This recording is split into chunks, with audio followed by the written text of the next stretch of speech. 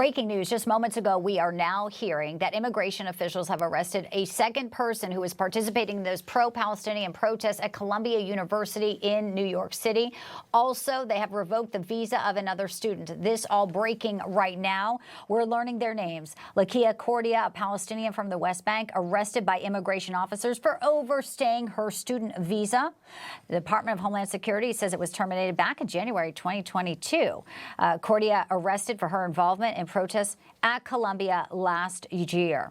Trump administration also, we're hearing breaking right now, was revoked the visa of Ranjandi Sivaneswaran, an Indian student, a doctoral student, on March 5th, so just a few weeks ago, for advocating violence and terrorism. And just this past week, Tuesday, he opted to self-deport. So again, a second person who participated in pro-Palestinian protests has been revoked the visa. And this, of course, most likely will enrage everyone on campus today because they've been protesting the recent arrest of Mahmoud Khalil, a Palestinian activist who helped lead those student protests, who is facing deportation. Much more on this breaking story as we continue the conversation here on Newsline.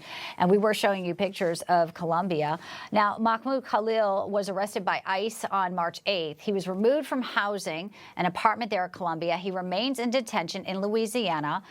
President Trump says he will fight to secure our borders. And if people are engaged in this type of activity, this will just be the first of many deportations. And clearly that does not seem to be a threat with this breaking story right now.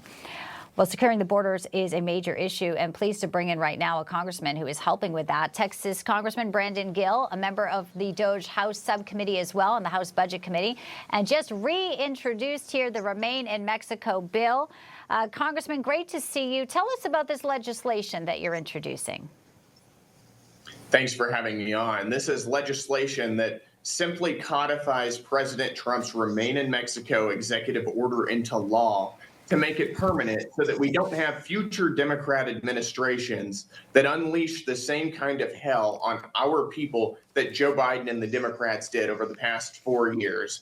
During that time, they let in right around 15 million illegal aliens who we now know are murdering and raping and torturing and pillaging our people on our soil. This has got to end. President Trump has ended the border invasion, but we've got to make these policies permanent so we don't repeat the same mistakes that Joe Biden put us through over the past 4 years. Broadly speaking, I think Congress's top goal should be to codify all of his executive orders into law. And you just heard our breaking story as we came on with, more people being detained, a second person participating in the pro-Palestinian protests, unrest at Columbia. Mahmoud Khalil was a Syrian-born person here on a green card. You've introduced the Stop CCP Visas Act. You've co-signed this bill. So this is also referring to Chinese nationals, and you want to ban them from getting U.S. student visas. So obviously we have a serious issue with anti-Semitism. Why is it important, do you believe, to stop Chinese nationals as well for coming here to study in our country? Well, let me start with Mahmoud Khalil here. He was a foreigner who was in the United States on a student visa, in a green card. If you were here and you were on either a student visa or a green card, you are a guest in the United States. We welcome you here, but whenever you're here, you are here on our terms. And if he had told us prior to coming into the United States that he was going to be lobbying in support of foreign terrorist organizations, we would have never let him into the country, and we shouldn't have. He is supporting Hamas, an organization that supports the murder and rape of innocent Israeli civilians. That is evil. And we have no place in the United States for Hamas supporters, and we get to choose who comes into our country and who doesn't. And he has no business being here. But more broadly related to the Chinese nationals issue, I think most people don't realize the scale of the number of CCP-connected Chinese nationals who come into the United States every year on student visas.